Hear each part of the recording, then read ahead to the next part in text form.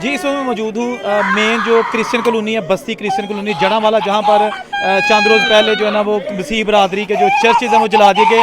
इस वक्त जिन लोगों के घर जले हैं वो यहाँ पे मौजूद हैं और यहाँ पर बहुत ज़्यादा दुखी सीन है, क्योंकि जिनकी जमा पूंजी के जो घर बने थे, लोगों ने जमा पूंजी अपनी ज़िंदगी भर के घर बनाए थे, वो सारे जलकर राख हो गए हैं। आप देख सकते हैं यहाँ पर खड़ा होना बहुत मुश्किल है, इसलिए कि इनके चेहरे नहीं देखे जा रहे, इनके चेहरे नहीं देखे जा रहे, इनकी जो आहें हैं वो आसमान तक जा रही हैं। बाजी मैंने दसो तुसी कि तुसी ए होया किस तरह एक दिन सारा कुछ हो गया? हाँ जी एक दिन च हो गया है। सुबह 5 बजे आए ने कहते ने इथों नस जो, असी फिर अपने घर च चले गए हाँ। 5 मुहद्दे का चलान कर दिता कि साइयां नूं साड़ दवो।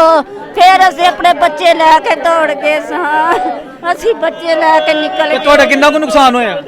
घर भी भाई साडा कपड़े पाने वाले फर्नीचर हर चीज साड़ गए ने, कुछ लुट के लै गए ने, कुछ चीज़ा चुक के लै गए ने। हाय सानू वेदना ने, मेरा बच्चा मिस्कीन है और मेरा एक बेटा है, 3 बेटियां और मेरा बेटा जतीम है और किसी नूं मरने च दस नहीं आया।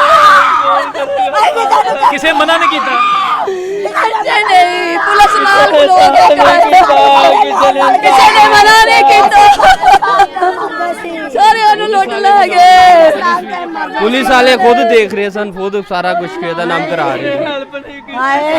किसी ने गरीबों की हेल्प नहीं की, किसी ने किसी घर नूं नहीं बचाने की कोशिश की। एक ते आवाम खड़ी हो जाती, आवाम उन्होंने मना कर दी, आवाम किंज ना मना होंदी। अग लाने वाली एडी दुनिया आ गई सी जिहड़ी अग लांदे सी, वो बचांदे ते सही कि पाकिस्तानी लोग ये साडे नाल मरन वाले असी किहड़े इंडिया चों आए सी, असी पाकिस्तान दे विच रहण वाले लोग आ। असी पाकिस्तानियों दे पिछे कुर्बानियां दिंदे आ, पाकिस्तान दे पिछे जान दिंदे आ।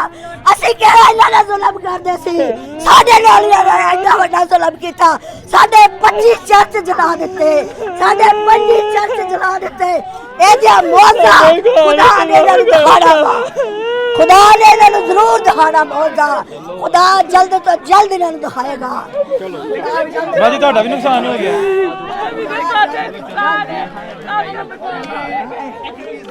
हैं?